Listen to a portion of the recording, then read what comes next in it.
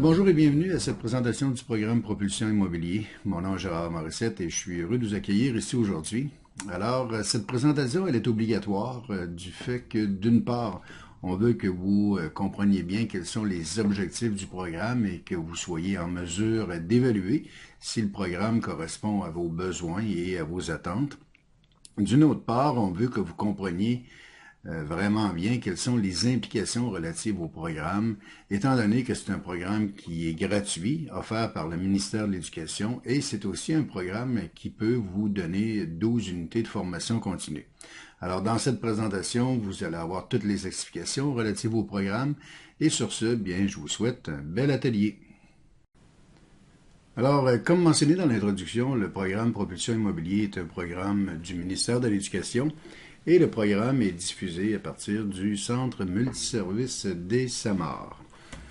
Au Centre multiservice des Samars, on a bien sûr une ASP en lancement d'une entreprise. ASP, ça veut dire attestation de spécialisation professionnelle. Alors, c'est la diplomation que vous avez à la fin du programme.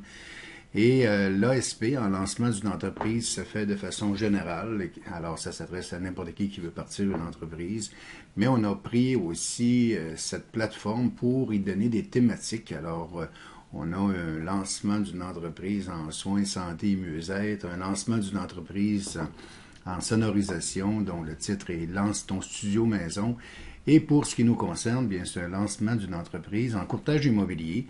Alors, comme vous pouvez l'imaginer, le programme est beaucoup axé sur le développement de la clientèle.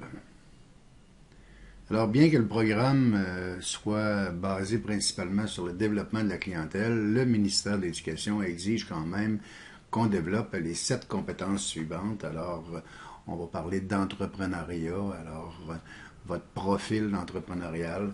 On va également vous permettre de développer votre propre modèle d'affaires, d'être en mesure de réaliser vos propres études de marché, de commercialiser vos services également, de planifier vos ressources, d'utiliser la technologie et de gérer votre entreprise au quotidien. Alors voici le moment de vous présenter le programme Propulsion Immobilier dans sa version 2024-2025. Et sachez qu'on est très fiers de cette nouvelle version du programme.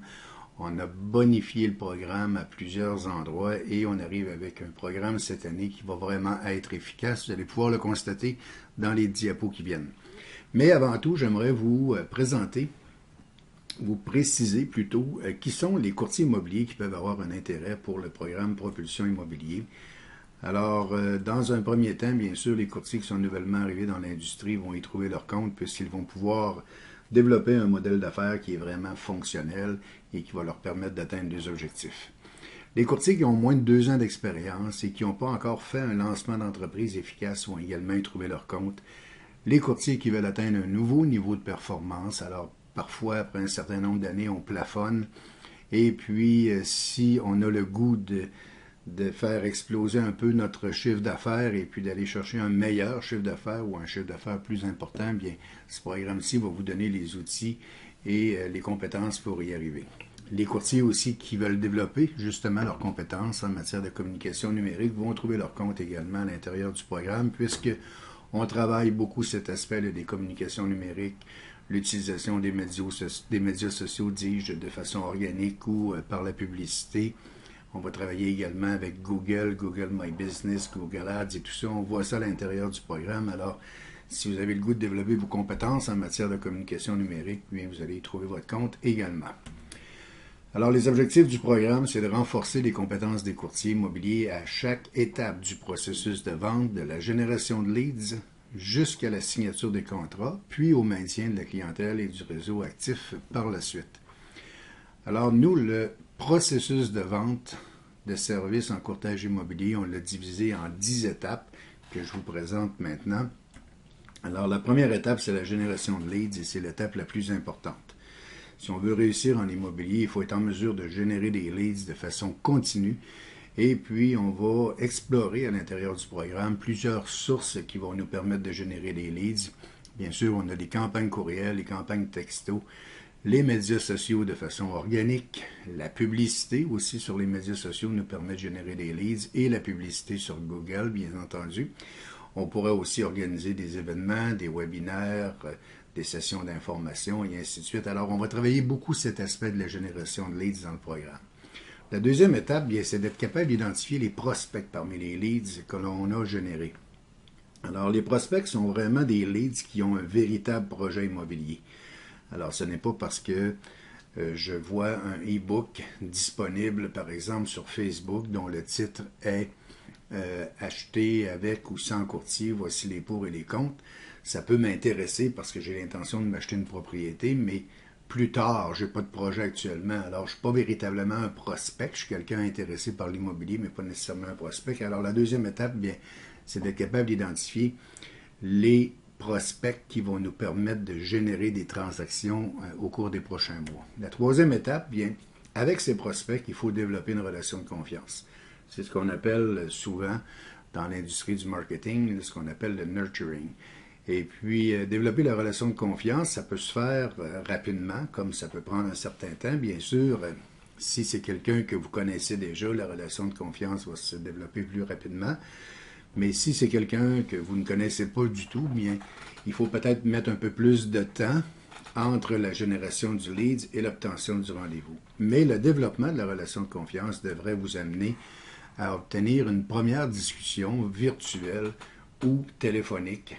Ici, c'est inscrit générique, désolé pour l'erreur, mais c'est une première discussion virtuelle ou téléphonique que l'on veut réaliser avec les clients pour être en mesure d'aller chercher un peu d'informations sur leur projet immobilier et en même temps être en mesure d'obtenir le premier rendez-vous en personne avec ces prospects qu'on a identifiés parmi les leads. C'est le premier bloc de compétences à développer. Et puis, si on est en mesure d'avoir des rendez-vous, bien sûr, par la suite, bien, ce qu'il va falloir faire, c'est d'être capable de qualifier ces gens-là avec qui on a un rendez-vous. Alors, il faut analyser s'il y a vraiment une transaction immobilière en vue, s'il y a un potentiel d'affaires pour vous.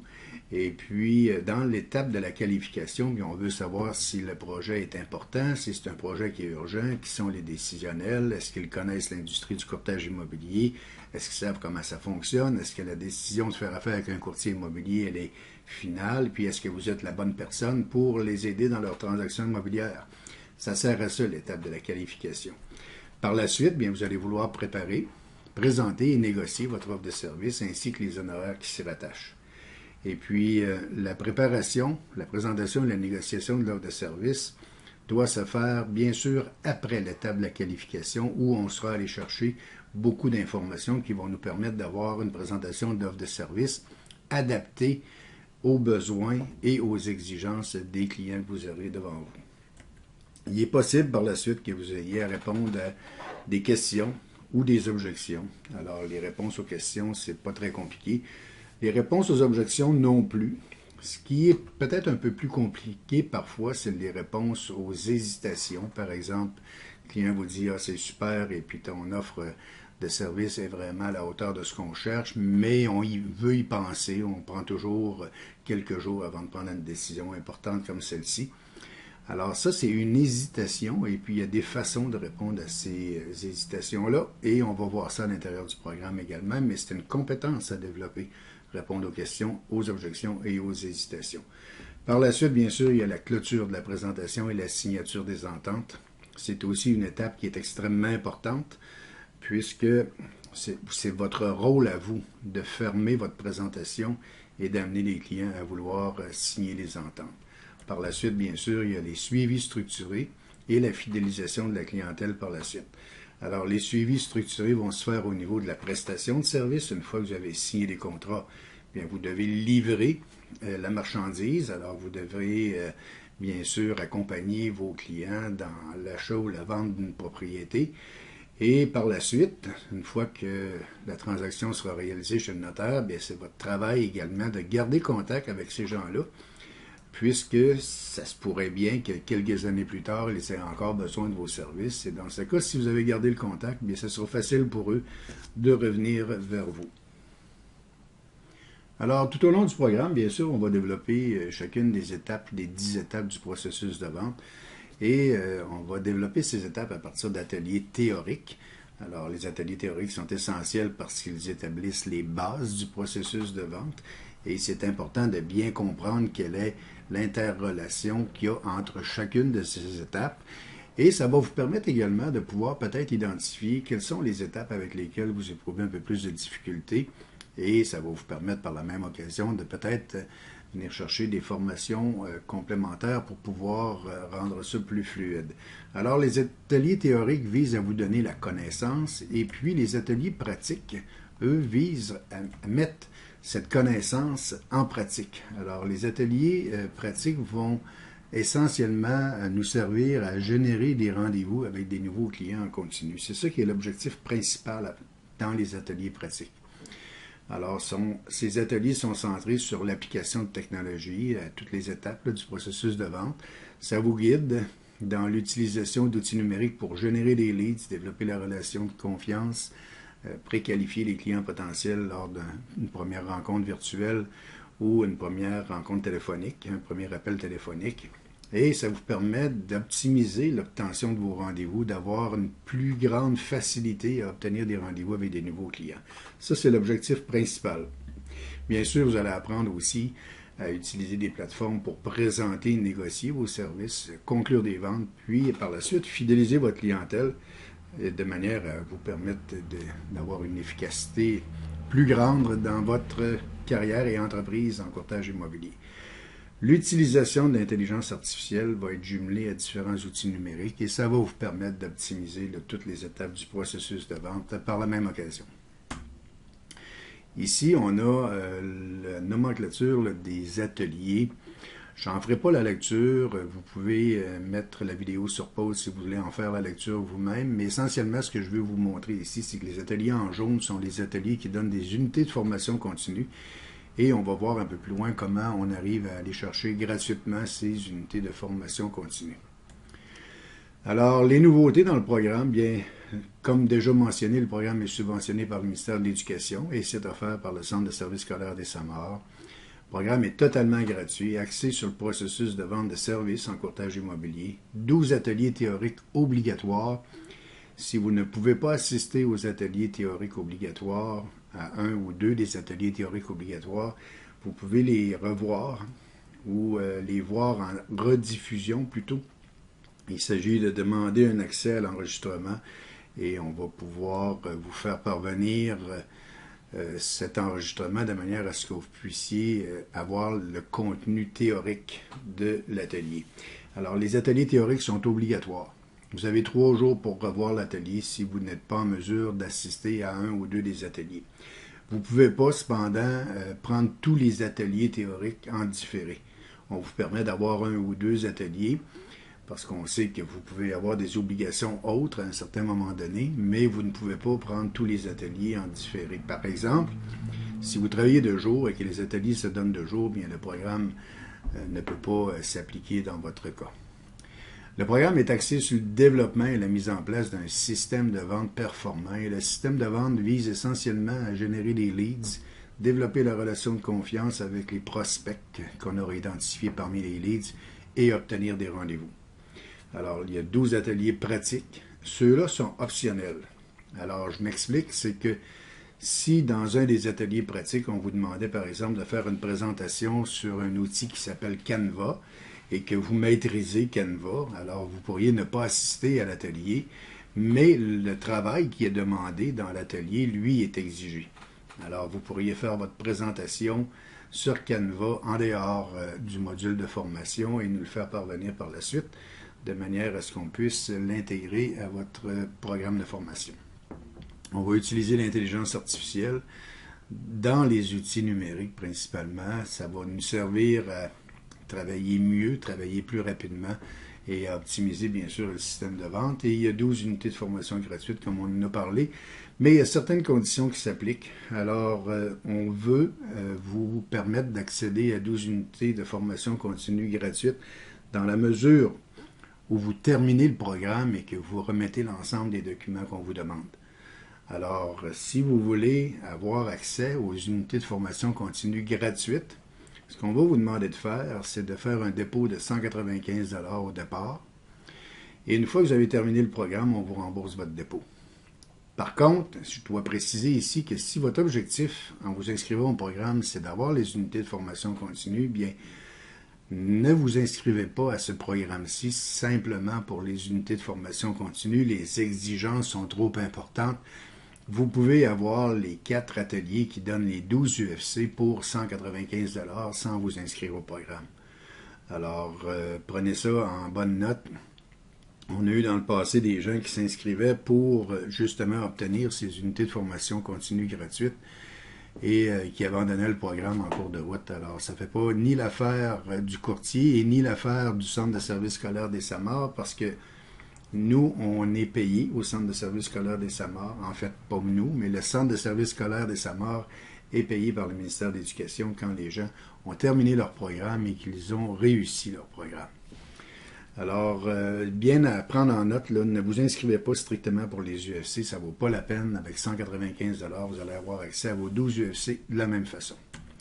Ceci dit, on prend 35 participants maximum. Alors, ce qu'on a besoin d'avoir, c'est un certificat de naissance et ou une preuve de résidence qui est obligatoire.